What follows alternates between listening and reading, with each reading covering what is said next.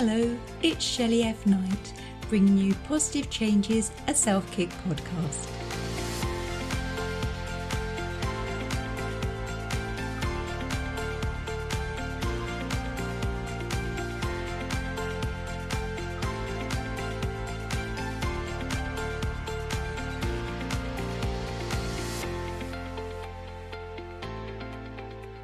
So today we're joined by Joanne, and she's a family physician turned stay-at-home mum, a blogger, a podcaster, loungewear designer, and occasional dental assistant to her husband, Scott. Joanne's also recently moved to the wonderful sounding Montana with her husband, kids, parents, aunts, and sister's family, like some mad mass exodus, it sounds like, Joanne. Yes, it was. Bless you. Thank you for joining us over here. Oh, Shelley, thank you so much for having me. So I introduced you. You're a family physician. So just for the English audience, are you a doctor in a hospital, or is that a community? What is that for us? Mm-hmm. Well, it is. I'm not doing anything right now because I'm home raising my kids. I like to say I'm on my 16th year of maternity leave. But before I had my children, I was a physician in a hospital and an outpatient clinic. So it's a doctor who sees patients at a clinic with appointments during the day and then makes rounds on any of those patients that end up in the hospital, mornings and evenings. And then I also worked in urgent care, which is like a step down from an emergency department. So family physicians pretty much see all comers. I did children all the way through elderly and both genders, obviously. So yeah, that's what it is. Oh, wow. Okay. So like a hospital doctor and a little bit more. Mm-hmm. That's great. So your maternity leave, quite impressive. You've had... Nobody's paying me, by the way. Not? Oh, should have read the small print. That's right. Bless you. So 16 years ago, you made the decision to be a stay-at-home mum with your kids. How did that come about? What is this positive change? Yeah. Well, when we moved from Nebraska, which is where we were living for my husband's residency because he's a dental specialist, to Reno, Nevada, which is where we're both from, I was pregnant with our first daughter. So I left my full-time family medicine practice in Lincoln, Nebraska. And I thought, well, I'm 6 months pregnant. I think I'll focus on helping Scott get his practice up and running. And then after I have the baby and after I recover from that and I'm ready, then I'll start looking for a job in Reno. Well, I never felt ready. I was so exhausted. I was exhausted and I was overwhelmed. And I have to be honest, I think looking back, I probably had a little bit of postpartum depression after my first. I had no energy. I'd always, all my life, all I'd ever wanted was to be a wife and then a mother. And I know that sounds very old-fashioned, but it's truly what I wanted in life. And then when I had her, although I loved her more than I could ever have imagined, and it was such a fierce and still is fierce and tender love that I haven't experienced elsewhere. There's just nothing like it. But it was like, gosh, this isn't what I expected it to be. This is really, really hard. It's really taxing. And then our second daughter came around 22 months after our first. And I, again, had some time for recovery. And then I had two babies at home, and they were 2 under 2. Also, we had planned that I would work part-time while raising the kids and that my mom would be our nanny. But she had accepted a position that was really wonderful for her. And that really didn't have much to do with the decision because I just decided, you know what? There are other doctors out there that can do a very good job with the patients, but there's no other mother out there for my child. And while I think a lot of people can do it all, I just knew I couldn't. I had too many limitations. So I decided to do the thing that I was irreplaceable with. I absolutely love that. Thank you. I really do. The whole thing, like anyone could go do the doctor role, but only me. I can only be the mum. I absolutely love that. Thank you. And I have to tell you too. So because I have a background of being a physician, we all train in family physicians train in medical school and then also in residency doing rotations in all different specialties because we have to have such a broad knowledge base. So I spent 1 month on an inpatient surgical rotation where I was working 72 hours on, 12 hours off. Wait, does that compute? a day and a half. No, what am I saying? Not 72 hours. So it would have been 36 hours on, 12 hours off. I'm not good at math. But I always used a calculator when I calculated the dosages of medication. So don't worry. But 36 on, 12 off for an entire month. And I have to say, having a newborn and even having a baby and a toddler is harder than that. For me, it was more taxing. It was more exhausting. It was more emotional. It was more constant. And so I just felt like, for me particularly, I can't do both hard things. I just can't. I'm not going to. Wow, I'm still coming at like 36 hours. It's exhausting. It was so awful. And, every now and then we would get to sleep. They had a bed for us there. But, if patients were rolling in all night, we were up all night, and then we'd have a normal day the next day. So we'd have a normal day, then we'd work all night, and then have another normal day. And those days are long. Yeah, it was awful. So back-to-back shifts, not like time off. Right. Like you wouldn't work 24 hours. So you wouldn't work a normal day and then work all night and then be relieved by the guy that came in the next day. The guy that came in the next day would just join you. You would do your day together, and then you would go off, and then he would take the next night, and then you would go back in and join him. So it was just a very constant, very taxing. And I think just an awful, honestly, way to train physicians, because you're not at your best when you've been up for 36 hours. You just can't be. No, I think because I left, I say we've got quite similar backgrounds actually. So I'm from a medical background. I was a nurse. And I think probably, if I was honest with myself, one of the reasons for like leaving nursing would have to be night shifts. Oh, yes. Isn't it? The night shifts are so awful. It turns you on your ear, especially for nurses who sometimes only will have night shifts most of the time. And now there are hospitalists who sometimes do night shifts. That's more common in our country than when it was when I was training. But when I was training, the doctors that were there at night weren't not there during the day. But the nurses who were there at night, a lot of times were just night nurses. And then their entire world and life is completely backwards for most of their loved ones. And that would be so hard. Oh, it's awful. Like on the first night, I used to wear scrubs when I worked nights. And the first night you go in, you think, oh my God, I'm so cool. Look at my scrubs. Second night, it's like, okay, don't speak to me. I will bite your face. And by the third night, it's just like, I just hate my life. I'm going to vomit. I don't remember when I last slept.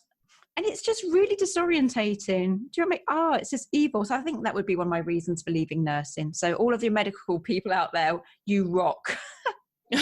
Yeah, ones that hung with it. Yeah. Thank you. Somebody has to do it, but it's not going to be us. Yeah, Joanne and I, we bow to you. We are not worthy, but it's just, yes, we do. It's just awful. But I left nursing. I returned as well, and then I remembered why I left the first time. But I have nightmares that I've returned. Does that count? I wake up going, oh, thank God, that's not true. I'm having a sweat. Is it the menopause? Oh no, I thought I was back in nursing. You do have these panicky moments, don't you? Yeah. Anyone? I'd just like to say, any shout outs to student nurses? You're doing a great job. Carry on in. You'll love it. Honest, it's wonderful. Yes, that it really, I really do miss medicine. I love medicine. And the thing I loved the most about it was connecting with my patients and being able to really provide them with thorough, thoughtful, careful care. And sometimes I would get the honor of being able to alleviate concern. And that would make my day. It just was such a wonderful experience.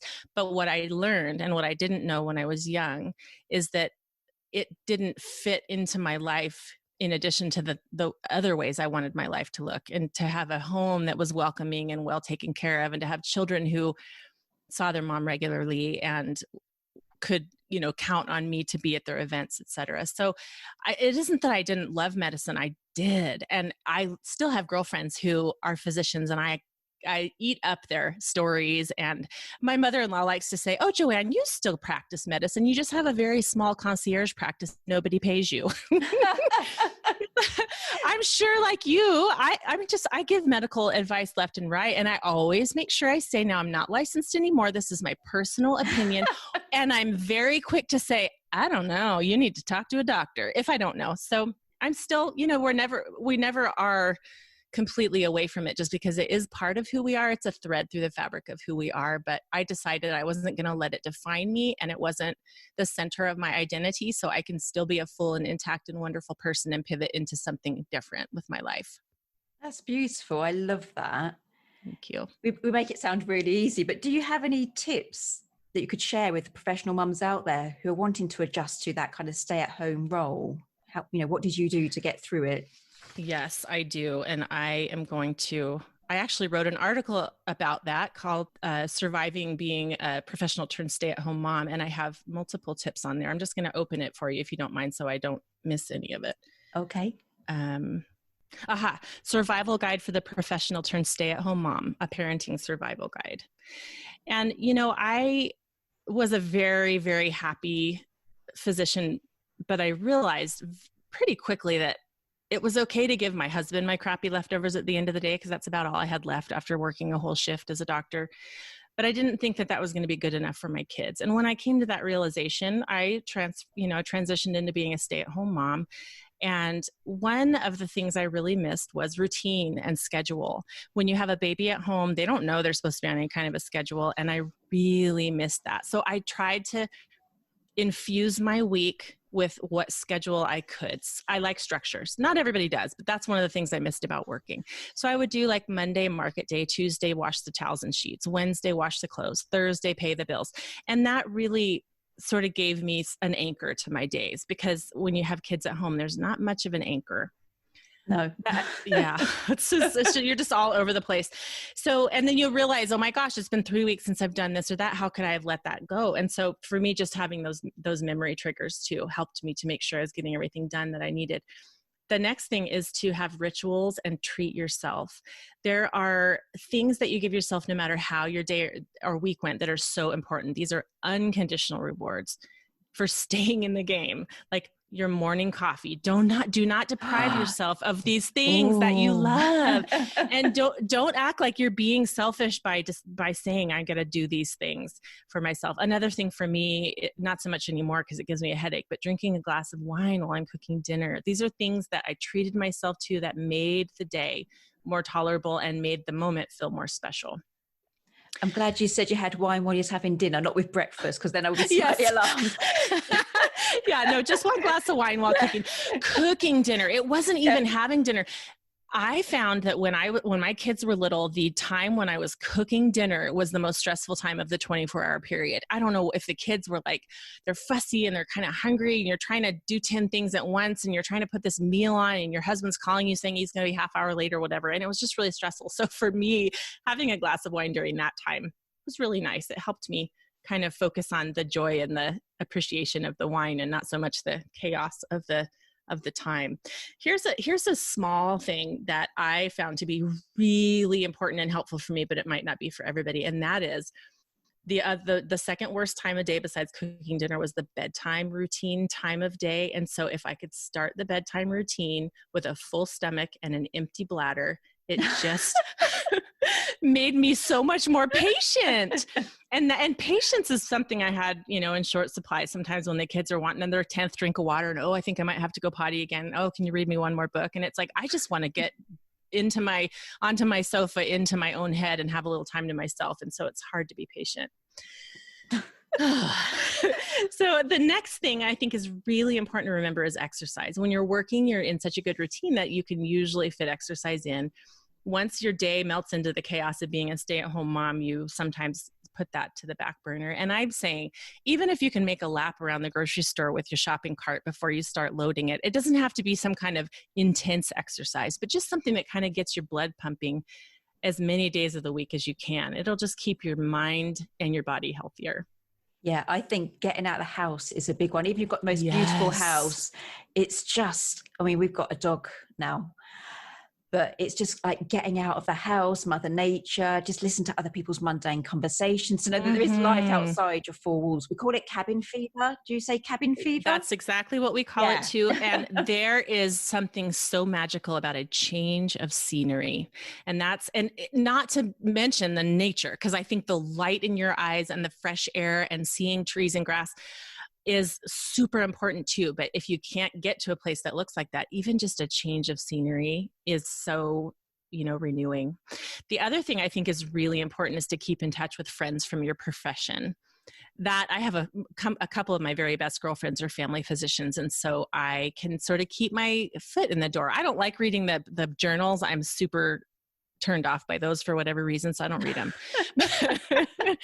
And I don't watch medical shows on TV because they're so awfully inaccurate medically, but I do love to talk medicine with my girlfriends. See, that's really interesting because I'm the opposite. Like, I like to do my own research, and I still get like the Nursing Standard like into my inbox every day. And really? Still love like palliative care and things like that. Mm-hmm. But like if people are still nursing, I'm like, oh no. I don't want to talk to her. Oh no. Oh, isn't that interesting? Yeah, thanks, but no thanks. I do my own research. Fascinating. One of the big things that I think is really important too when you're home with kids and you're in the mess of it is to keep perspective. I believe this earth isn't our final home. And I think this dovetails into what you like to talk about too. But I think this earth is a place where we learn to love God and each other. And when I'm stressing out about plastic storage containers or high fructose corn syrup, remembering the eternity of our souls takes the pressure off. I always try to do what's best for my kids. But if I mess up, I remember that our eternal life is what really matters. And plastics and toxins don't play into that very much, It's true. But in that moment when you can't find the lid of your plastic tub, I get why people lose it. Oh my gosh, I do too. It's like you need to clean out we call it Tupperware over here. If you need to clean out your Tupperware container relatively often, or you might lose your marbles. Well, I'm not going to swear too much, but we think it's called Tupperware, but it's like Tupperware's the bloody lid. Do you know what I mean? I love it. Because they're like, where is it? And they never match. And it turns into some kind of like baby development thing where you're trying to get all the tubs that side, all the lids, and you have to match them like those odd socks that go into the washing machine. That's right. And then if you can't find you're not going to be able to find the lid to your very favorite Tupperware container. So then you don't want to throw it away because you think, well, I love this one. It's the right size. So if I find the lid, I'll be so mad that I threw it away. And that's how it starts to go down the drain, It's true. You can't let it go because it could come in handy anyway, couldn't it? It never does. And then you throw it and then you will find the lid 3 years and one day later, you will find the lid hang on in there. And you'll forget you've thrown away the bottom. Then you'll keep the lid and say, this was a great one. If I find the bottom, I'll be mad I threw away the lid. It's like a never ending cycle. We know. Yeah. Okay. So another tip I have is to find other moms to complain to. Now, I am not saying this to mire in negativity. This is not to spiral into any kind of negativity, but I'm serious. I complain to my sister. She's a mom too, and we encourage each other and we troubleshoot. There's so much troubleshooting that can come from just voicing a frustration. So don't think that you're a bad mom or a bad friend if you just need to complain to somebody. It is so useful. I think it can be very productive and very positive. It is. We always feel we're alone and the worst parent, and we hit parenting lows. Mm-hmm. And then I'll text my mate and she'll just be like, oh my God, yeah, there was such a, we won't say bad words, but the child was such a wally this morning. We'll put it like that. And you're just sort of like, you look at them thinking, did I make you? Where did you come from? And where is your mother? Yeah. What is that really unsuitable gene that you're displaying there? Oh, totally. One of the other things that's gotten me through the mundaneness of being basically a house, somebody who runs a house, a homemaker, is to pair the mundane tasks with something you love. And something I love is podcasts. So when I'm folding laundry or I'm doing dishes or I'm vacuuming the carpet, I am always listening to a podcast, and I don't allow myself to listen to them unless I'm doing something mundane like driving or exercising or cleaning. And that really makes me much more likely to decide to do those things that I otherwise would put off. Oh, wow. Yeah. So is that like a tool that you use to help you? Yes, I manipulate myself and it works. You could brand it. We could call it self-therapy. There you go. Yeah. I have to do a lot of that on my very own best patient and worst patient all rolled into one. We are the worst. Oh my gosh. One of the other things that I have found is so important is to figure out what you miss most about working and try to get a little bit of that. And I've already told you a little bit about what I missed about medicine, but one of the other things I miss, and this seems superficial, but honestly it isn't when I really think about it, I miss dressing professionally. I love clothes and I love fashion. So I allow myself to buy an outfit that I might not have an occasion for. And then I make myself come up with an occasion to wear the outfit. And it just fills that, it's almost kind of a hobby to me that I thought I would have to give up when I was staying home. But then I said to myself, no, you don't. I don't have to give that up. Oh my God, I love that. Yeah. Yeah. So the other thing is not to forget the small joys. That's very sort of complementary to the last one, but I think it's so important. If you like home decor and you're overwhelmed by decorating your whole house, just decorate your mantle. It'll make you happy every time you look at it. Oh, so these are really doable. I don't even know if that's a word, Joanne. It is, totally. Is it? Yeah. Yeah. Oh yeah, of course. Today it is. No, but I say that, these are things that you can apply to your day this very day and maybe improve the quality of your life. And they also go for people who weren't professionals and are now stay-at-home parents. These can apply for any parent, but I really feel like the contrast between my professional life and my home life was made so much more stark by the fact that I was married for 6 years before I had kids. I worked probably 80 hours a week and I got a decent paycheck for what I did. And then all of that was gone once I was home with the marriage obviously wasn't gone, but that the marriage was still every bit there, but don't worry, Scott. Yeah. Scott's listening. Yeah. You're not gone, Scott. Yeah. Yeah. So anyway, just to be able to tolerate that stark contrast between sort of a high powered life that has a lot of accolades and something that's a little more thankless. It takes everything you can. You just have to try everything you can to make sure that the transition goes well. Here's another thing, and I know some of you out there are stay-at-home or single parents, and so this doesn't necessarily have to be your husband, but that person that's closest to you. Figure out what your love language is and tell that person about it. And if you don't know what I'm talking about with love languages, I feel like it's a really important concept. And you can just Google the 5 love languages and easily find a quiz. My love language is words of affirmation. So when my husband tells me, you are such a good mom, it fills my tank and keeps me going.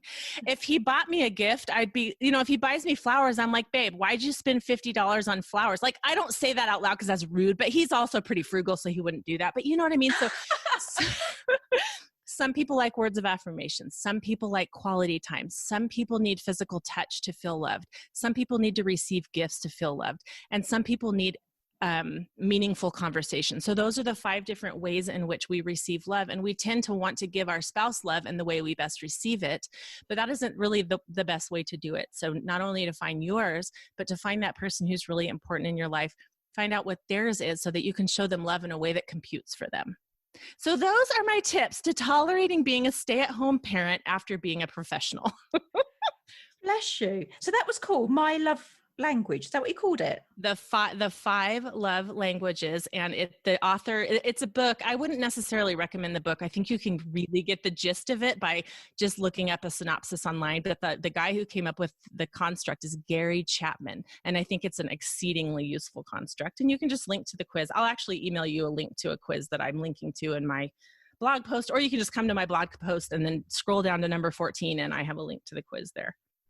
So don't buy Gary's book. You can buy my book, Positive Changes, a self-kick book, and then you can just Google Gary. That's right. Yes. Yeah. Mm-hmm. Because Gary Chapman, if you ever hear of this, which I'm sure you won't, but just because I don't want to hurt your feelings, your construct has changed my life, but your book was not my cup of tea. It was a little bit sugary sweet for me, and that's just not my jam. So there you go.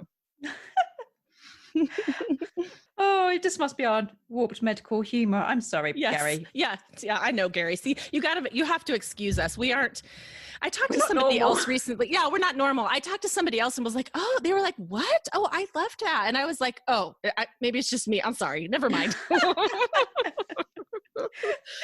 Oh, bless you. Now, you were talking earlier about clothes, how you used to love dressing up professionally and things like that. Mm-hmm. But this is what I find fascinating. So you design loungewear. Oh, I do. Oh, yeah. Yeah. Oh, you do know that you design loungewear. You sound surprised. I forgot about that for a minute. No, yeah, I do. So this came about because I have this mentality that when I get home at the end of the day, no matter if I'm working or once I'm a stay-at-home mom, I feel like I have to take off my bra. I'm sorry if I'm embarrassing anybody, but, no. but the bra is the daily nemesis, right? Yeah. But you have to wear one. I mean, you can't be flapping in the breeze and turning on your headlights at random times during the day. So you wear a nice supportive bra that, is flattering under your clothes.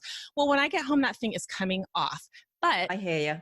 I need a little bit of support and I need a little bit of coverage so that if my kids have a friend over, or God forbid the doorbell should ring, I don't traumatize the UPS man, right? And then I tend to want to continue with that while I'm sleeping so that I don't get the whole breast in the armpit situation when I'm rolling over, which now you kind of have an idea of what my body's shaped like.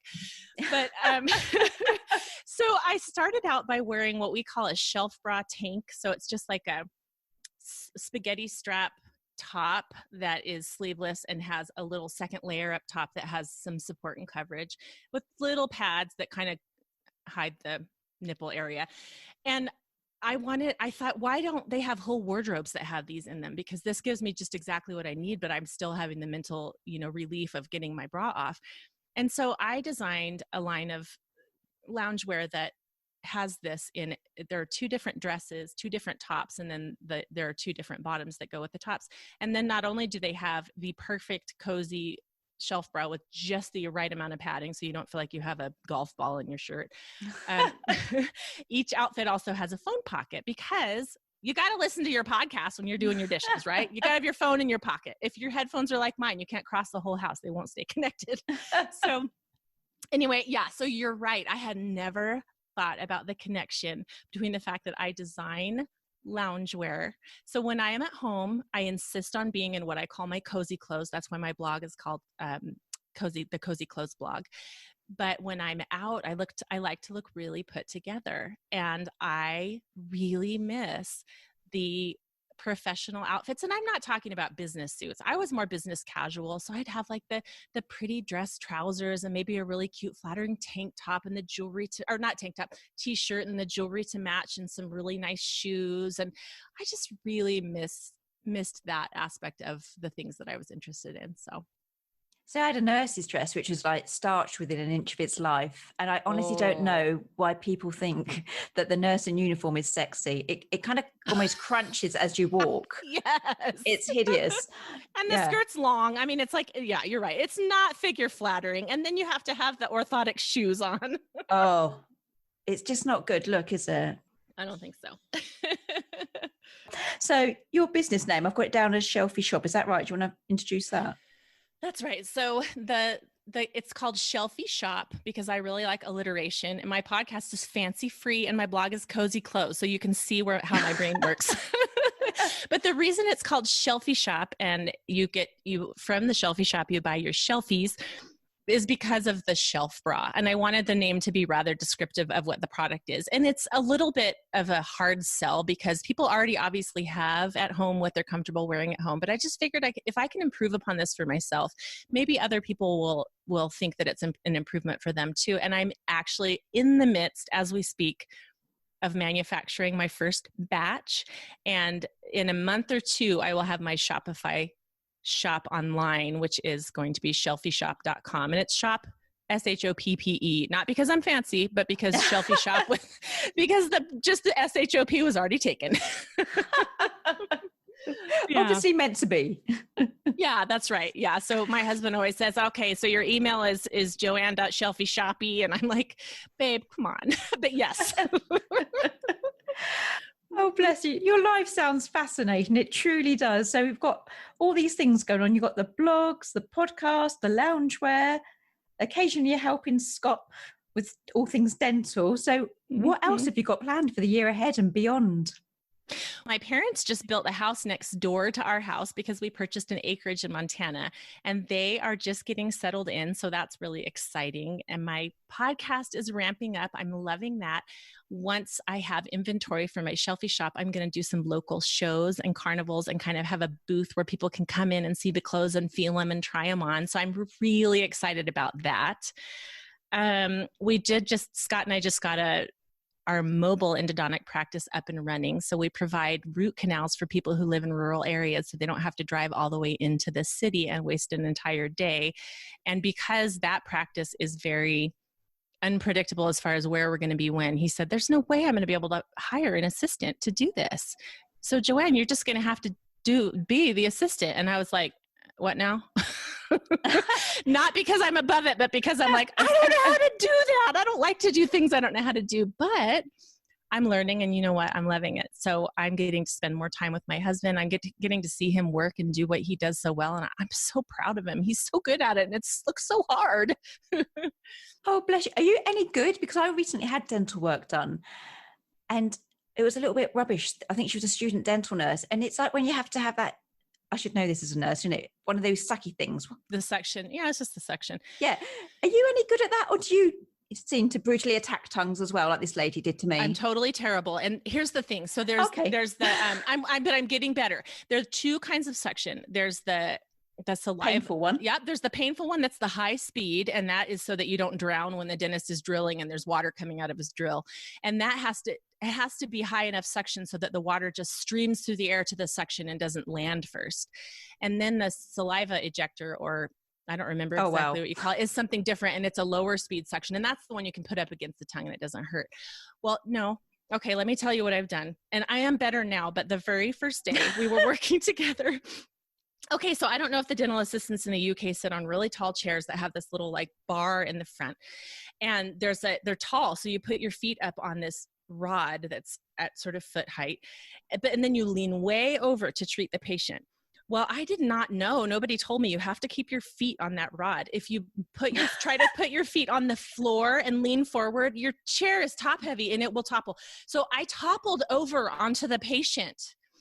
And luckily he knew that I was the doctor's wife and that I was new at this. And he was laughing so hard, God bless him, behind his rubber dam, his belly shaking. It was so, and then later that same day, different patient, luckily, I squirted a lady right in the face. Oh, wow. Oh yeah. Squirted her right in the face. And I was like, oh my gosh, I'm so sorry. And she laughed her head off. So, but, so neither of those errors have I made again. But the suction, the high-speed suction where you by mistake trap the tongue, that happens. I hate it. But one of the good things for me is that 99% of the time Scott's working, there's a rubber dam. And so the tongue is not within reach. So it's so good. Yeah. So I don't know how they do it with the general dentistry, because a lot of times there's no rubber dam on there and the whole mouth is just gaping there for abuse. It's waiting to happen. Yeah. Oh, bless you. So people are going to absolutely love you when they listen to this. So please tell them like where they can follow you and your wonderful world. Oh, sure. Well, I have two Instagram accounts. One is Fancy Free Podcast, and that is in association with my podcast, Fancy Free, that you can find on all podcast apps and devices.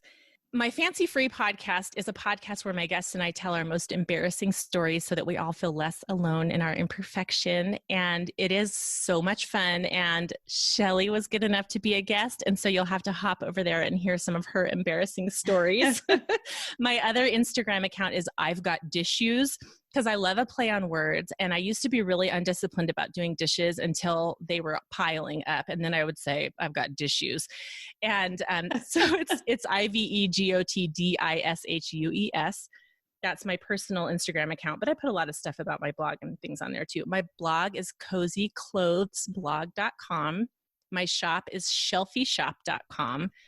And I have a Facebook page, the Fancy Free Podcast, Shelfie Shoppe Facebook page. And then I also have a private Facebook group called Fancy Free, where we can tell each other embarrassing things that happen and we don't have to tell the world at large. So those are all the places where you can find me. Oh, that's fabulous. So I'll pop those in the show notes because I think you've been hilarious. Oh. You absolutely brightened my day. You have. Oh, likewise. We are a pair. We're just cracking each other up. With our warped humour. Oh, People yeah. will just sit there, won't they? Listen to the podcast thinking, I don't get it, but they seem really happy. They seem to really think it's funny. So yeah, they might feel like they're intruding on a moment with us, but yes. Well, Joanne Jarrett, you have been amazing. Thank you ever so much. Oh, Shelley, thank you. It's been an absolute pleasure.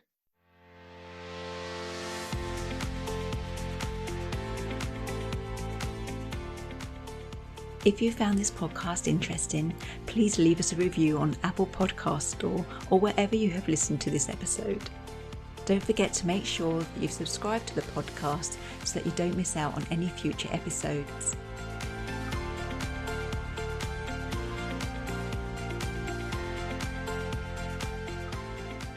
Until next week, keep creating those small positive changes. I've been Shelley F. Knight, and you've been amazing. Thank you for listening.